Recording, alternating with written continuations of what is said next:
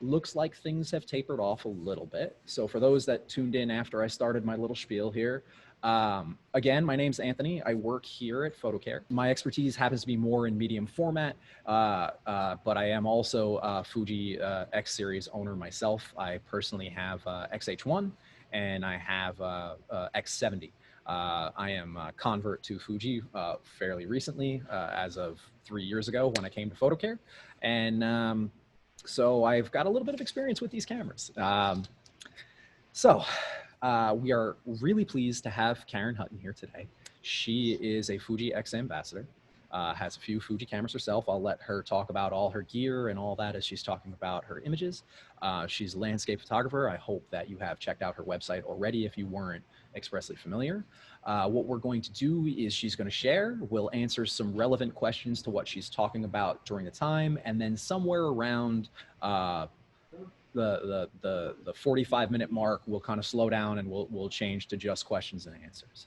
So with that said, Karen, thank you for being here with us. I'm going to turn it over to you, and thank you. You'll hear from me when I've got some questions to chime in on.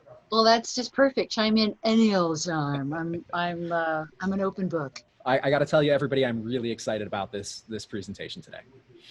Yay, me too. I'm really excited to be here. And I love, love, love your store. I've been there when I've been in New York, and you guys are the best. So it's just really fun to do this with you. Thank you so much. So, hi, everybody. Oh, my goodness. Look, we have people from Australia, Colorado, California, Maryland. Hi. Hello to all of you. I'm going to go ahead and share my screen and yap over that. So let's see, I'm going to share with you, Anthony, I may need just a little confirmation once I do this, that in fact, do you now see the presentation, or do you see? Yes, indeed. Everything looks great. Fantastic. All right. So indeed, I am Karen Hutton. I'm a Fujifilm X photographer, have been for a number of years. Today, I was asked to talk about my GFX and why I create with Fujifilm large format or medium format. I'll let our text talk about, you know, the differences and why or when you refer to it that way. But in particular, I'm going to be talking to you about why I use it for my more personal work, my fine art personal work. And before I jump into that, everybody always wants to know, well, what kind of gear do I shoot with? And I shoot an X-T3, Fujifilm X-T3, and I have about, you know, a bunch of lenses for that. And then I have my GFX, and I have a 32 to 64, 23, 100 to 200, and the 120 macro as of this moment. I'm going to show you images from all of those and talk to you about, you know, why. The big why question is always on everybody's mind. Talk about weight factor, size factor, you know, like why this versus that. And of course, we'll answer your questions at the end. So without further ado, well, I've been doing ever since we started, but I'm going to do in a different way and talk to you a little bit about the 32 to 64. So back when the camera first came out, I shoot the GFX 50S, and I prefer that one for the kind of work that I do because of the flippy screen. I call it the flippy screen. I know that's not the technical term. I'm an artist. I use the words I want. So, you know, it's the articulating screen, the flip screen, the whole thing. That makes my day, and it makes my back and my knees really happy. So when I first got to beta the camera, it was in beta. The firmware wasn't even done. Here was the scenario. There were maybe 6 or 7 of us chosen to beta this camera. We each had the one camera for 6 days. Shoot what you will, pass it on. So you see these photos here with all this snow. So 4.5-ish of the 6 days that I had it dumped snow to the point I couldn't even go out. And I had a lot of photos I had to get done. I think it dropped about 15 or 20 feet that week. It was an epic snow time. So even when I got to go out, I could barely go anywhere because there was so much snow. And then the other time I went out, or times, it was a blizzard. So I thought, oh, well, I'll just shoot in a blizzard. We'll see what this camera can do. So I can vouch for the fact that it's, you know, weather resistant, lenses as well. But one of the reasons I have so many with the 32 to 64 from that time is it was a blizzard. And I wasn't about to change lenses in the middle of a blizzard. So these were some of the images that we had. We also shot a film, about this camera. And literally this image you see on the right, the black and white, the square with the trees leaning, see that tree leaning? I thought, oh, look at that tree, it's leaning with all the snow. The next day, literally the next day, half the forest came down. I went back to the spot where we had been, next day, no, it was 2 days later, sorry, 2 days later, and there were just trees crisscrossing everywhere, like literally littering where we had been standing. But I was lucky enough to get out and do some moody family of trees kind of shooting with my snowshoes, even though I was sinking up to my thighs. It was quite an experience, I'll tell you. It was a full-on blizzard this day. It just looks misty. That's because it was a longish, not a super long exposure. You could see a little bit. I don't know if the resolution is good enough to see some of the strokes, but this was a part of the forest where I could actually stand up. Why was I out in a blizzard when trees were about to fall down? I don't know. I'm a landscape photographer. What can I tell you? This was one of the days it cleared enough. You see that where the little red building is, and I was going to go out that way, but I stepped over. You can see the footprints here at the bottom, sort of to the right. I went to step over, which normally is an easy step over down to the shore, and sunk in up to my waist and spent about 10 minutes trying to dig myself out of that. So, you know, I really didn't have a lot of places I could go, but it was so stinking gorgeous, I could hardly stand it. And I'm so grateful that I was able to shoot it with the GFX, because the resolution, you know, the dynamic range, the tones and everything just made everything pure magic. Blew my mind. So I fell in Karen, love with it. there was actually a question from Walter asking where were the snowy, what was the location of the snowy photos that when you were beta testing the camera? So I'm going to go back and I'll just give you the quick rundown. So on the left, this was Lake Tahoe. So I live in the Lake Tahoe region. I've moved down to the Nevada side at this point, but I was in California at the time. So this was on the left, Lake Tahoe. On the right, this is Truckee, California. And, you know, some of the few places I could actually access and park, because, you know, they have to have cleared somewhere for you to park too. So that's there. This was Truckee. And this was Truckee. And this was Lake Tahoe. There really wasn't anywhere else to go. Thanks. Yeah. So I then had the opportunity to take the GFX to France. I led a series of photography events there, retreats, where I teach finding your artistic voice. So it's all about finding the, you know, getting what you feel and think and want to say on the inside into your images. So I have led retreats in Europe and in the US for this. So this was during a couple of those in France. And the whole approach today that I'm showing you are my personal shots. So the things that I really like, I love, you know, the street shots and people and so on and so forth, but magical light and light bouncing off, you know, antique buildings and these old towns and villages and the stone and the history, it just makes me mental. So, so the where left, this was all in France. This was all in the south of France, the French Riviera. On the left was Saint Honorat, the island of Saint Honorat. This was the monastery and this incredible light. On the right is Grasse, which was the perfume capital of the world for many, many years. They still call it that. It's an amazing town, and I love to photograph there. It's just everywhere you look, it's incredible. Left is also Grasse, and I love going into Grasse at night because the street's clear, there's no more tourists, even all the residents have gone home. I'm not a street photographer. I have friends who are street photographers who always look at my work and say, where are all the people? And I'm like, they're home where they should be. And I'm photographing their streets. I just love the textures and the possibilities. It's the potential. When people are there, that's what it is.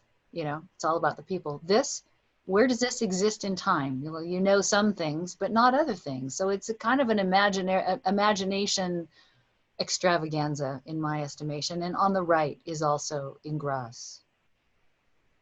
Karen, I actually Yes. love that thought process on empty streets, because I find that when I photograph cities and things, that it's the same for me.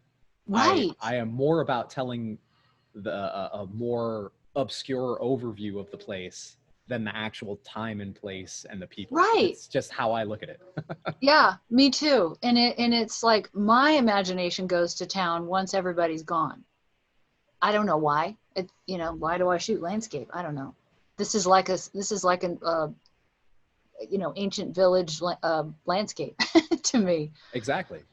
But saying that, here's a shot with people, because if it's right and they become part of the scene in a way that envelops us, which these people are. This was the what do they call it? It's a regatta, but it's renowned. It's in Cannes. It starts in Cannes and it goes out to the islands and back. And these sailboats are insane. They are so gorgeous, and it's a race, basically. And I did not expect it. So I had my group over on this island, and all of a sudden this race happened, and we were like, what? This is amazing. So I loved being able to capture it with the GFX because of the all the extra detail and all the extra depth, and just the way, these medium format sensors handle all this data is just different.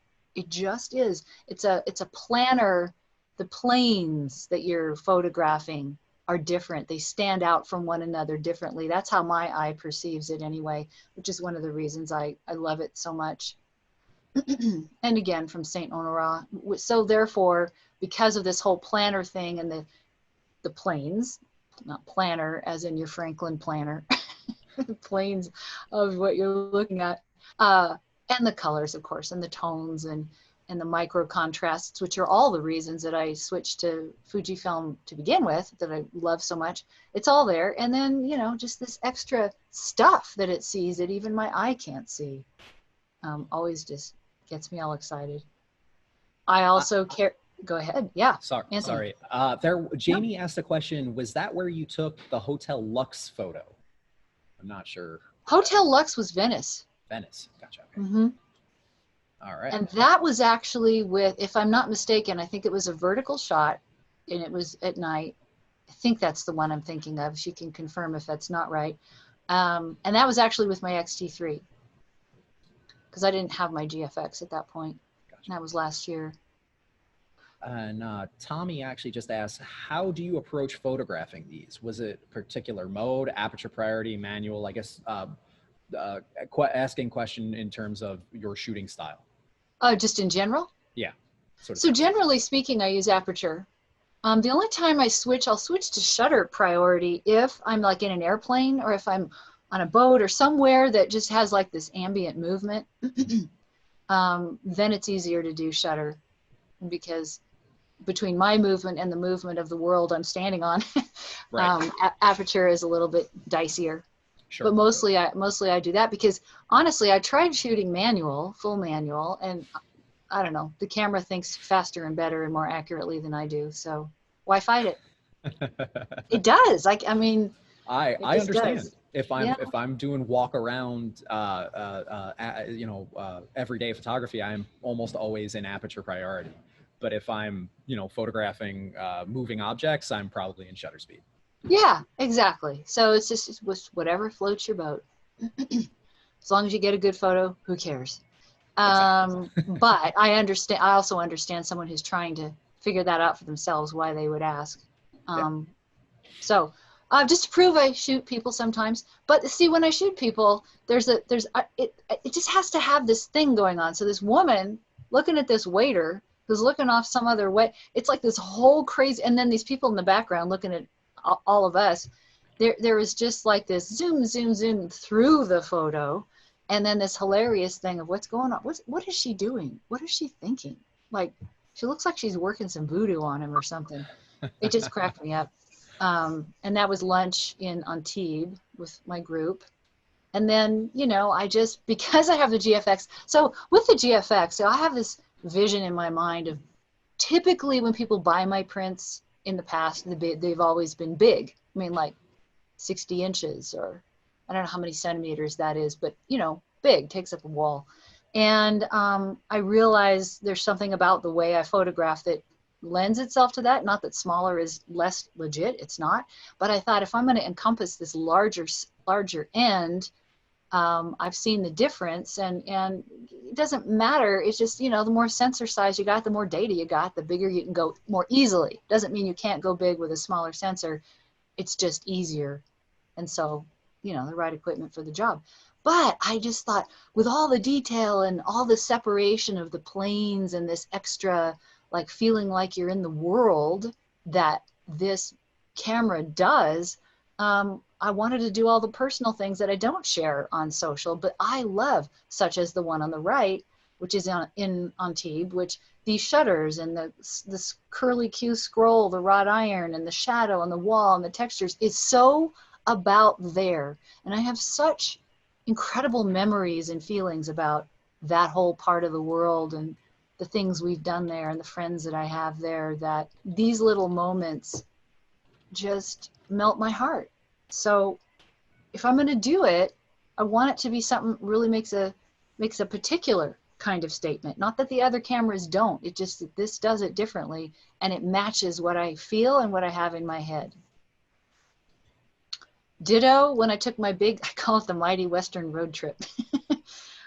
Took off for a month with my house trailer and my truck, and went to, let's see, we did Nevada, Utah, Wyoming, a little bit of Idaho. I did it solo. It was my first big solo trip, and it was unbelievable. And so the big skies that happen, again, it's a scopy shot, and this is a scopy camera, and this vision I have of images in a gallery, you know, just really big. And I also have this vision of, I don't even know where this vision is. It's like these images and they're really big and people come in and the feeling from the images washes over them. And I don't know, it heals them. You know, call me crazy. Go ahead, dare you. But it is a feeling that I have. And so if I'm going to technically create something that could do that, it needs to have a lot of mojo in it. And John can probably talk about what that technical mojo is, but I feel it and see it with it. So I took a picture of my rig. So, you know, that's what I lived in for a month. It was so much fun. And I had a 2-month trip planned this year, but here I am at home. Oh, joy. So another thing about my personal fine art vision is it's a lot of black and white. My roots in photography are black and white. I loved life in the dark room until the darkroom chemicals made me really, really sick, and I had to give up film and developing it. I never stopped taking pictures, continued through all the things that I did, figure skating and dance and trained horses and you know, did all these sports and arts, and I took photographs all during that time, but I couldn't develop my own work. And so, yeah, that wasn't as groovy. So when digital came of age, I jumped back in and still had the vision of these kinds of prints that tell a story of a time and a place. You know, some of my photography idols are, you know, the Westons and Ansel Adams, of course, and you know, some of these landscape, Caponegro, I actually have one of his prints here, they're originals. Just blows my mind because black and white is all about, it takes away the distraction of color, and it becomes much less forgiving and yet much more encouraging for the imagination, which I love. Again, this was traveling in Utah outside Escalante. This is actually an old slide. So this is a sandstone, and the kids made this thing, and then they slide down this thing until it carves out this groove, and the landing is like in a ditch.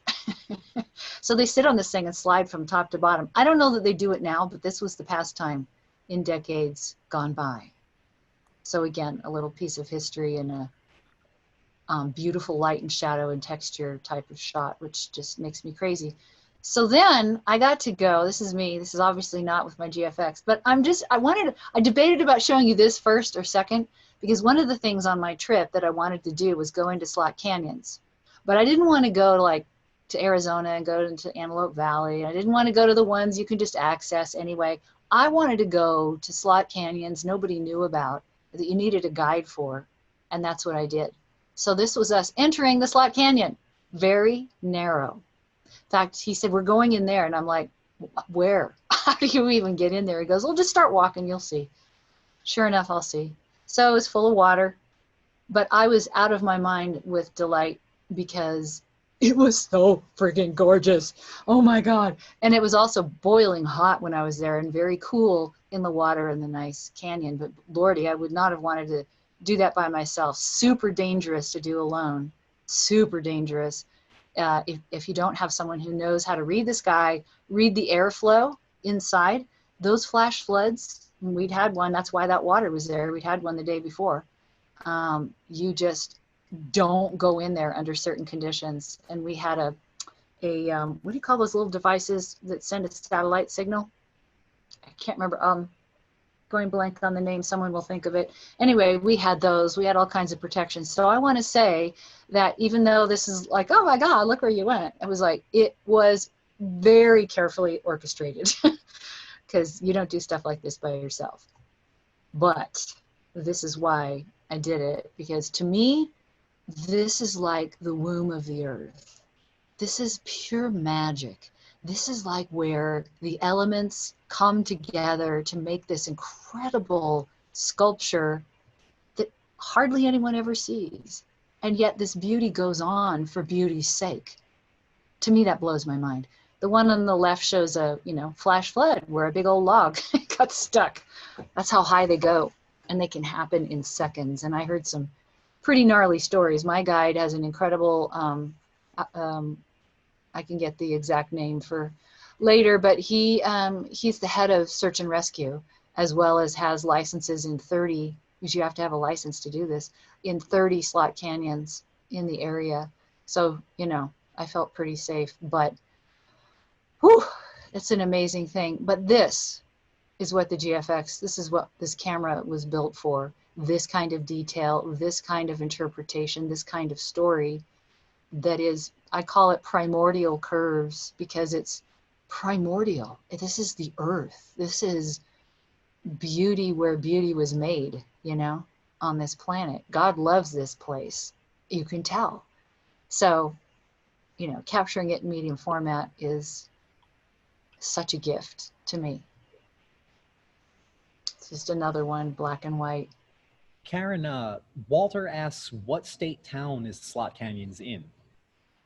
What state town? So Escalante is the town, and it's in Utah. It's outside of Escalante. It's not right in town. It's about a 15-minute drive out of town. The other thing you have to be really careful of out there is it's so easy to get lost, and the entry and exit points of these slot canyons are really hard to find and see. And if you're not prepared for the heat and the water, and you get lost, and there's no cell signal out there, that's why you need one of those satellite devices. Then your life is really in danger. But Walter's in Australia, right? I believe yes. So he's probably used to the heat, but even still, so the dangers of it. So of course, in the fall, I do a lot of fall shooting, as landscape photographers do. And I have shot this area before with other cameras. It never looked like this. It never, the leaves, the separate, this is what I mean about the planar separation, the planes of the leaves and of the trees and of the rocks. They're all separated in a very different way than they are in any other camera. So what can I say? I love that, because it brings like if someone in an inner city bought this, they stand a chance of knowing what it feels like to stand there. One of the things I do is voiceover, and the best voice mentor I ever had, when it came time to make our demo, which is what people hear to decide whether to hire you, she said, you want your demo to feel like what it's like to be in the presence of your voice. So I always apply that to, I want my images to convey what it feels like to be in the presence of God, of nature, of this glorious light, of this beauty that you can only see and experience if you go there, unless you can get a slice of it this way. So it's kind of like a holy mission for me. Karen, were all the Slot Canyon images shot with a 32-64? Yes, because the slot canyons are extremely gritty. They're dusty, even though it doesn't look like it. And like I thought, oh, it isn't really that bad. There's a lot of grit. And so it's not just dust, it's a really gritty dust, and you do not dare take your lens off.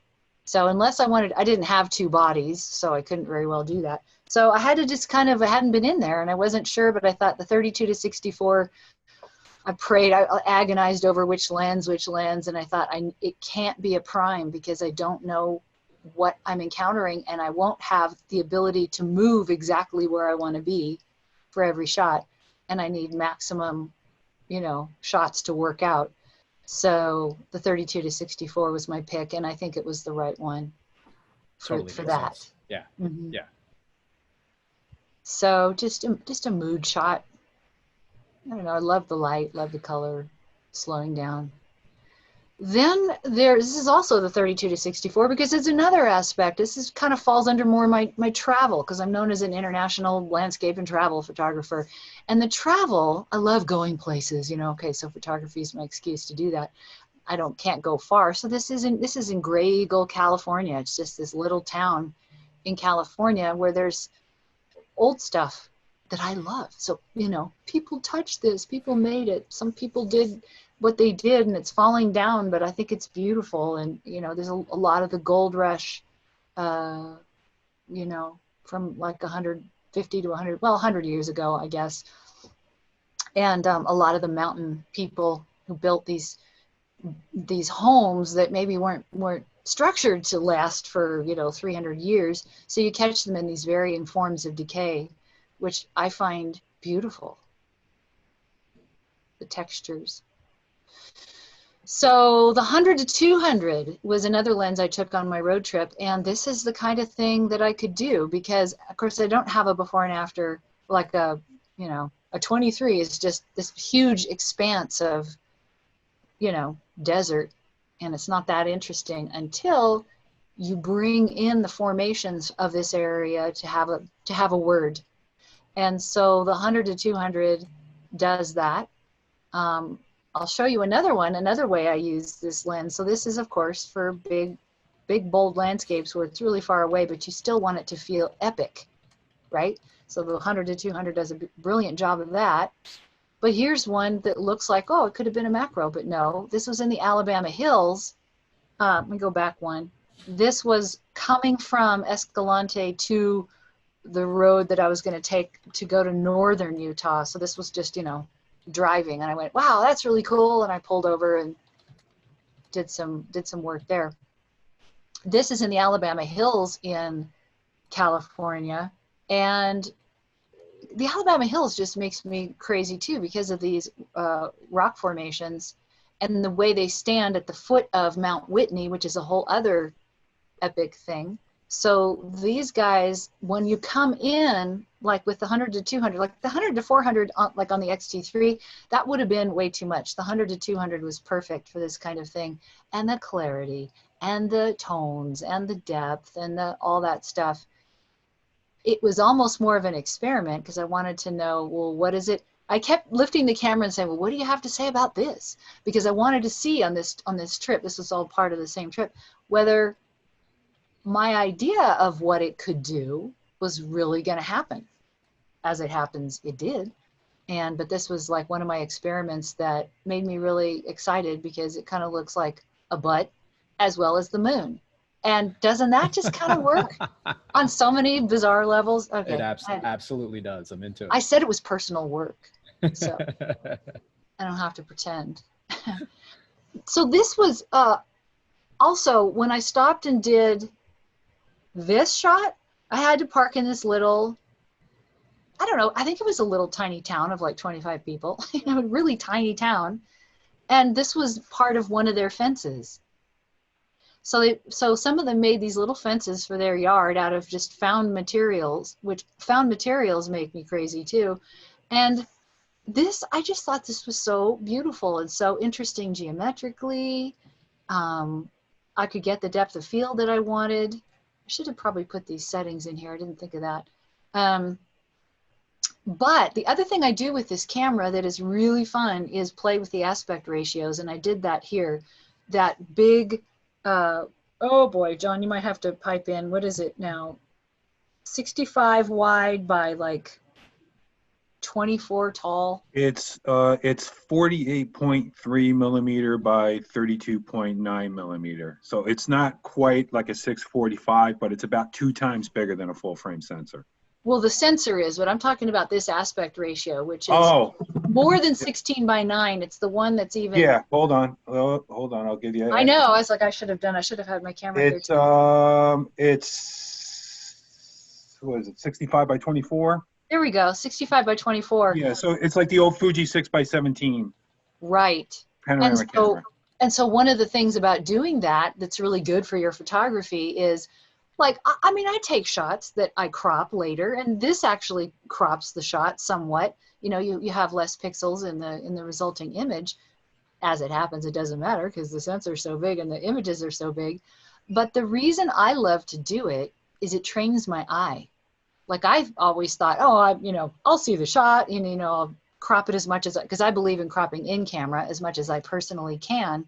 But you're limited with most cameras on the aspect ratios of it. So artistically speaking and training for the eye speaking, it's really cool to have these different aspect ratios because, number one, I didn't have to crop this, but number two, I started to see these kinds of shots and the potential more potential in some of the frames that I actually liked than before. So it's really been an eye-opener, pardon the pun, to have these different aspect ratios available.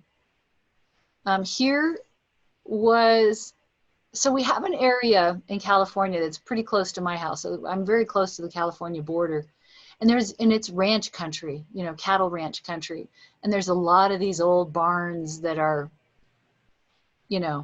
they're still working barns, but they're just not in good shape because ranchers and farmers aren't making as much money as they once did.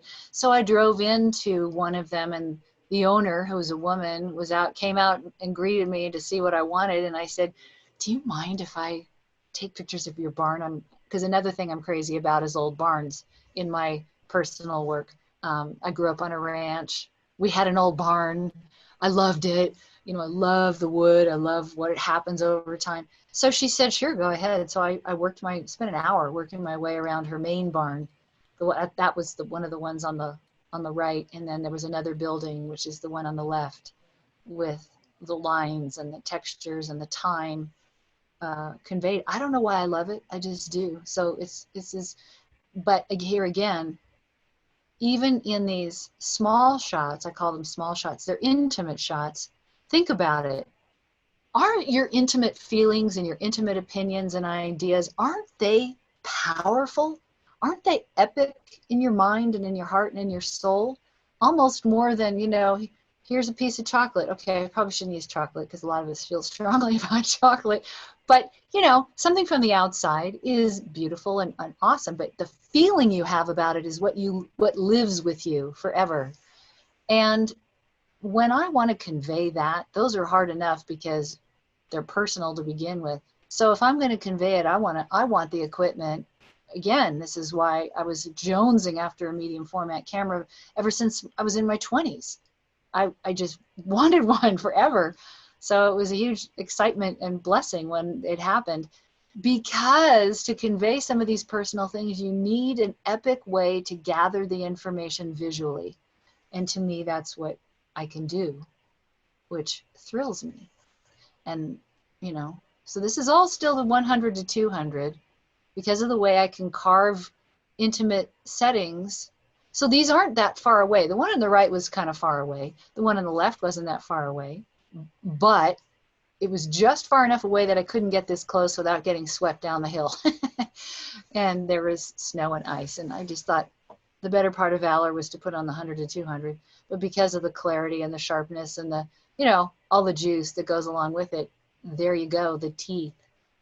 It's like ice on a log by a creek with some snow, but now it's a monster. Because I love seeing those kinds of chunked down faces in things, which is, you know, so in a way you got a face on the left with a bunch of fangs, and then a big old face on the right, again in Alabama Hills, which I don't know. I mean, I never post them on social because people are always looking for the big bang, but this is the stuff that is my big bang that I just love, and that I feel is more fine art. You see, fine art, what is the definition of fine art? I don't think that's in the dictionary, but as I understand it and the way I relate to it is fine art versus, say, just general photography. Fine art takes a point of view. Fine art is personal. Fine art usually involves one or at the most two subjects, and if you do have other subjects, they're relating to one another. So there's like a justification for it. But it's definitely point of view driven and personal point of view driven. Fine art is. So that's why these kinds of shots I find so interesting, because it brings you nose to nose with nature, a piece of nature you might never notice otherwise. And then this is a friend of mine in the Alabama Hills, and I had an umbrella because it was so hot, and I was like, that is epic. So I was able to do an epic shot because I couldn't climb up there with him. He climbed up this big old rock, and I couldn't levitate yet, working on it, but my 100 to 200 made it possible to kind of get the whole scene of the Mount Whitney Mountains in the background, him and his umbrella, and doing it in black and white just took it out of space, out of time, to just put the attention on the subject and what was going on, which I love. And just one parting shot from Alabama Hills from the 100 to 200. So then we have the GF 250, which I've only ever had for short periods of time. I don't own one, but it flummoxed me at first as a landscape photographer, because when I beta tested this one, we did a video about this one as well, and I took it because it's primarily been used as a portrait lens, but they gave it to me to help with the launch, to take some photos for that, make the video, and they said landscape, and it's not a typical, and it's prime, so it's not a typical way that I would see landscape. And I'll be honest, I was frustrated at first because I just couldn't get it, and I got all, because you never have very much time to do these kinds of projects, so I was like, what do I do? And then I finally relaxed and quit getting mad at it for not seeing the way I see. And I had to just take a day or two, put it on my camera, and just walk around with my camera up to my face and say, what are you seeing? And this is as an artist, as someone who's trying to keep your mind fresh and inspired and artistic voicey, it's good to challenge yourself this way sometimes and take an unlikely lens and apply it to something that people don't typically do. And so I walked around and I said, what do you see? How do you see? Where's your sweet spot? What's your gift? And I finally started to see it, and I couldn't see it at first. That was me, not the lens. So that whole thing was an incredible exercise. This shot I've been trying to get for years. Of course, you know, trying to get the sheep there, and of course I didn't even see the crows until on the top of the little building, until I saw it on the computer. And it wasn't until this camera, and of course this day and this light and everything, but I've had some good light on this spot before, but the medium format did its thing and picked out the details and the planes, and separated a lot of these micro details in a way that made it feel more real and not so flat to me. Horses are just a part of my life. What can I say? Of course, I'm obsessed with these stones from Alabama Hills. So that's just a pretty fun way that I use the 250. Cows. Hi ladies. I love to sing. This is what happens when I sing to cows. They do this for like 5 seconds and then they run. But I was able to do this with the 250. I mean, they were just in a field, but it doesn't, like just a bunch of cows in a field don't really do much until you can bring them in enough detail to where they're just adorable and funny, and you're like, what the heck are you thinking? So when I can pull my subject into that zone, then I know I've kind of got the aha, and that's when I press the shutter. This was actually when I lived up in Truckee. We had a little lake behind us, and the pelicans, the white mountain pelicans, would come every year around July. And this was one day when there were about 20 of them, and they swim so fast and they gobble up so many fish, it's unreal. But I ran out when I saw them land and grabbed this lens and just it just took me in their face. They won't let you get very close. And it isn't necessarily a matter of getting the biggest zoom lens, because it doesn't always, you know, zoom compresses by its nature, you know, once you get to a major zoom. But at this level and with this kind of resolution, it still kept it open. So it didn't feel like they were being smashed into this flat plane. I still felt like it was open, and it's something beyond depth of field too. So again, it's a particular thing that this lens and this camera do that curls my toes. So when I first started shooting zoom lens, you know, telephoto, I didn't have a macro, but I love getting all into worlds. And I love, of course, I love flowers, who doesn't? And up in the mountains, we have, you know, these beautiful flowers in the spring. But I didn't have a macro, but I had this 250, and I was like, well, what do you do? Because I used to use, like I say, a telephoto to do it. And I was like, ooh, what do you have to say about flowers? How good can I do these? And I was shooting through our own fence. These on the right, these flax flowers were in our yard. They just grow wild. So I was shooting through our fence because I couldn't get the right angle any other way. And I was like, that is amazing, because that's even more detail than I've ever seen. And I adore flax flowers, but they just had this whole world because of the depth and because of the detail and because, you know, medium format planner thing, and love it. And I've printed this in black and white, 6 feet across, and it doesn't lose anything. And I didn't have to nurse it along to get it to that size without losing any resolution. It just was like, bam, there it is. It's like, give me something hard to do. So I like that too. And then the one on the left is just all soft and pretty. Poppy, it's California state flower, poppy. Was just experimenting with this aspect ratio that I was telling you about, the 65 by 24 in flowers. Because, you know, everyone does that with a 250, right? I was just curious to see what other, because I looked a lot before I got the lens. I looked to see what most people had been shooting, and I was like, well, what can I do that shows a whole other side of it? And so getting down, shooting this field of grass with flowers in it was fascinating to me, because it's like when you watch, you know, the Pixar movies. What is the one with the ants, with the bugs? It's an Ant's Life or whatever. Bug's Life. Bug's Life. So, you know, you see this whole other side of a bug's world. And ever since I saw that movie, I thought, oh, this is, so you get down in a view like this, and it's like, it's a bug's life. Where are the bugs? Where are the flowers? This is their world. And isn't that beautiful? This was near the Alabama Hills. This was at 10,000 feet up in the National Bristlecone Forest. This tree is probably 6,000 years old. And they have a life of their own.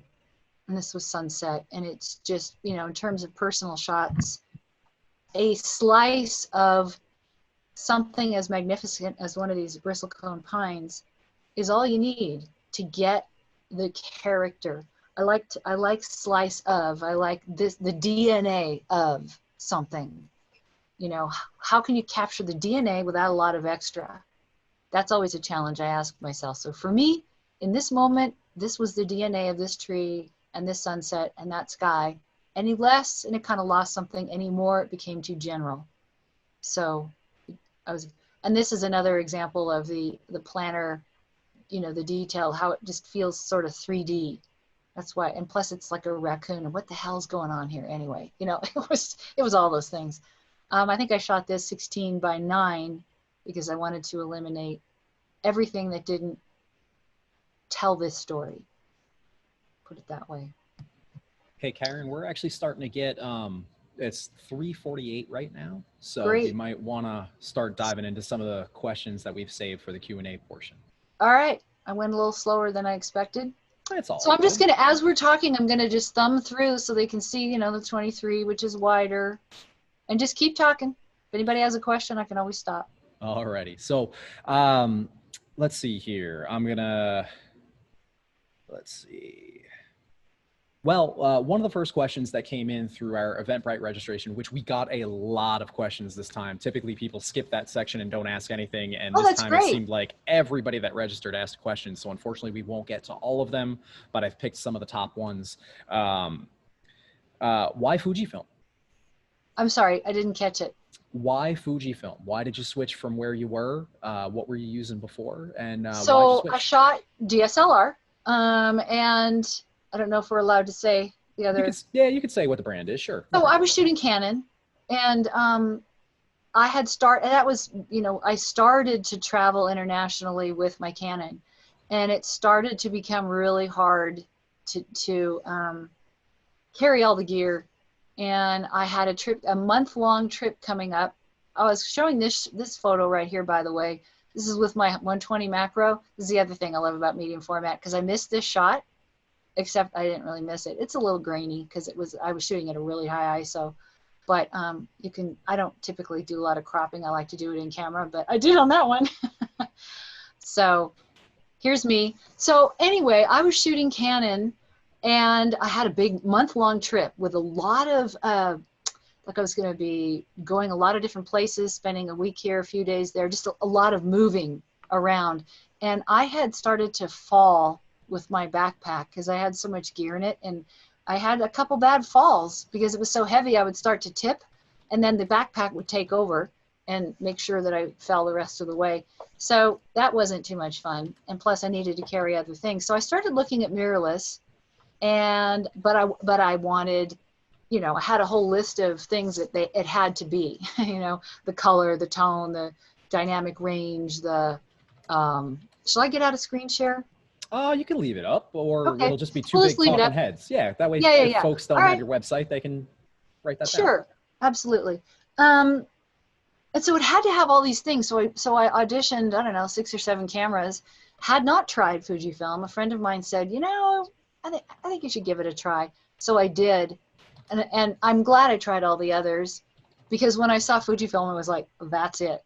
That's the one. It just went bam in my mind. So that trip, I took 2 camera bodies and, I don't know, 3 lenses maybe, and had no trouble. So it was small. That's how I switched to Fujifilm. And then, like I said before, I always had this dream of medium format. I couldn't afford it. Plus, it was too big. You know, how the heck do you pack that up the side of a mountain? Yeah. Because I'm not lazy, but I'm not stupid. And so when they came out with this thing, and it was about the same size as, you know, by then I'd gotten rid of my DSLR, but the medium format was about the same size and the same weight. So I was like, oh my goodness, look what we have here. So it was hard going from that to medium format because it's heavier. But every time I start to whine and go, it's heavier, it's like my DSLR. And I'm like, and it's medium format, Karen. Hello, shut up. So, you know, there's that.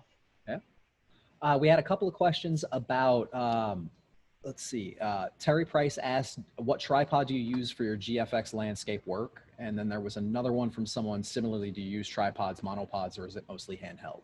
Well, when I use a tripod, it's a tripod, not a monopod. My brand is Really Right Stuff, and I have a couple different ones. Travel, you know, mostly what is it, the TVC or TVQ 14, you know, their travel tripod with a BH40 ball head.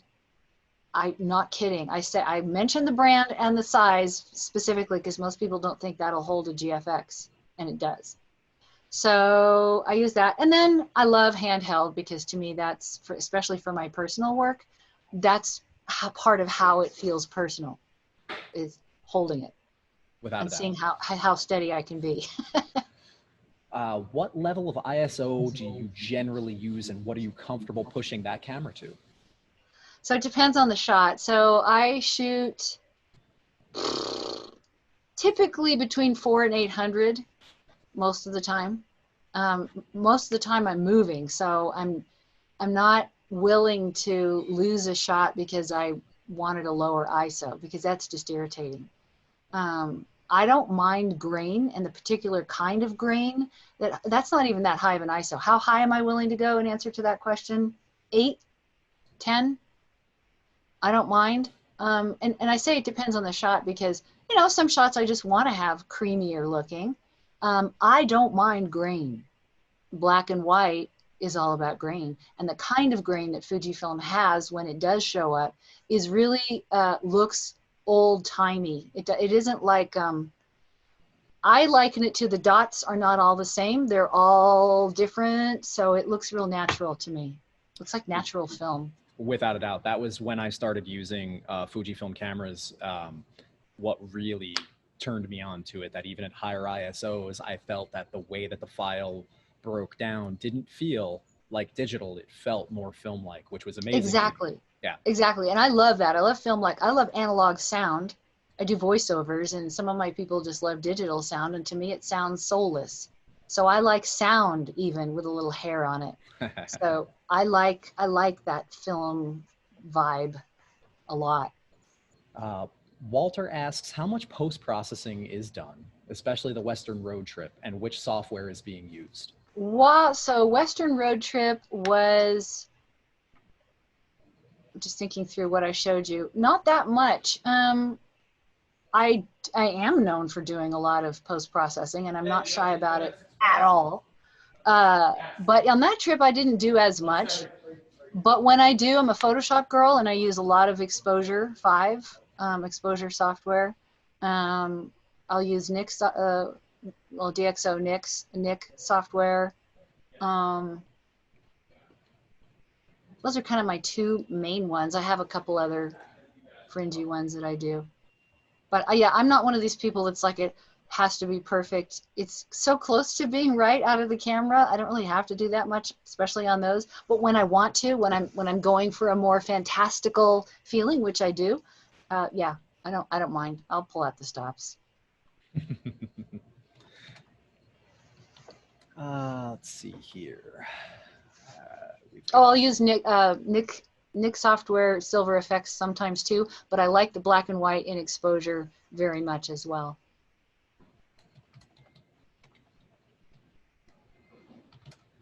All right, so we've got pretty much, I think, all of the questions answered. I'm waiting for John Haggerty. I've got one more technical question in there, 2 more technical questions in there. If you could jump on those in the Q&A for me, please, because I have yeah, I'm typing them right now, Anthony. Perfect, I appreciate it. I have what we like to do at the end of these artist interviews is we ask a series of 8 to 10 questions. But Karen, these have to be 1 to 2 word answers. Oh God, you tell me about this.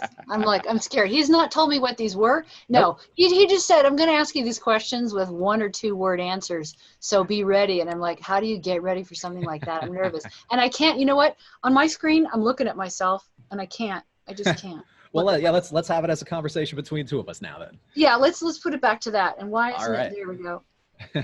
Am I back? So, yeah. Yep, we're back. Okay. All right, first question. How old I'm scared. How old were you when you started shooting? Oh. How old was I? 5? That's 6? incredible. Maybe, yeah. Teacher or photographer who taught you and kind of drove that passion for photography? Official teacher, like in school type? No. Anybody. Okay, my mother. We talked about that yesterday. Mm-hmm. Favorite North American location to shoot in? Mountains anywhere. Mountains anywhere. All right. Most challenging location you've ever been to?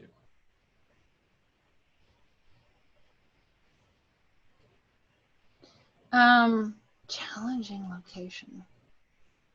I like to go where it's fun, so that's a hard one. New York. I can understand that. New York kicks my ass every freaking time. I understand. It is It's a serious place sometimes. Mm-hmm. Your favorite camera of all time? Okay, there's two Okay. different reasons. Okay. My GFX 50S Uh-huh. and my X-T3. All right. Okay. And I'm not kidding. And that's not, I mean, that's not, I'm here because I love those cameras, not because I don't actually work for Fujifilm at all. This is just me loving these cameras. I would shoot with them no matter what. I understand completely. Favorite focal length? Are you a wide angle? Are you a telephoto? What's your favorite?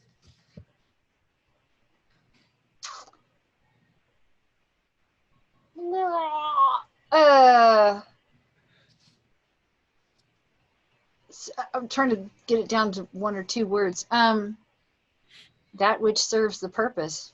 Ooh, okay. All right. Okay. I don't go to lenses. Lenses come to me. You know what I'm saying? I understand completely. I was going to ask in this color or black and white, but you've pretty much already answered that for your personal work. So I think the answer there is black and white. Am I right on that?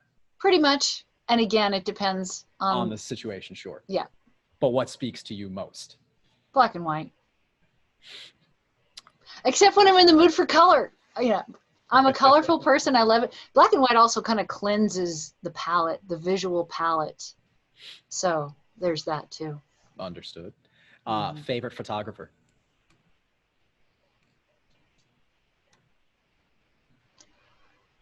Edward Weston. Edward Weston. Okay. Biggest inspiration? God. Okay. If you couldn't do photo anymore, what would you do? I think I've started doing it. I have a new, it was on the screen, KarenHutton.art. I started doing this digital work at the end of last year, beginning of this. I think, artistically speaking, I would do that and see where, I mean, I'm doing it and I'm going to see where it takes me. I don't know if I'll end up painting or what, but that wasn't one word. No, but it works. Wow, I suck. I can't follow directions. Nah, I mean, listen, when we do these, we often get at least a couple that go a little longer, and that's totally okay can you follow directions? And I'll say no. Oh, that's amazing. We actually just got a couple more questions over, so I'd like to get everybody's questions answered as possible. So we've got a few more minutes. If you don't have the opportunity to return to a place or have limited time there, how do you make the most of the moment?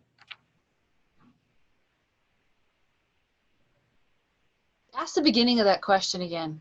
The beginning. If you don't have the opportunity to return to a location or have limited time there, how do you make the most of the moment?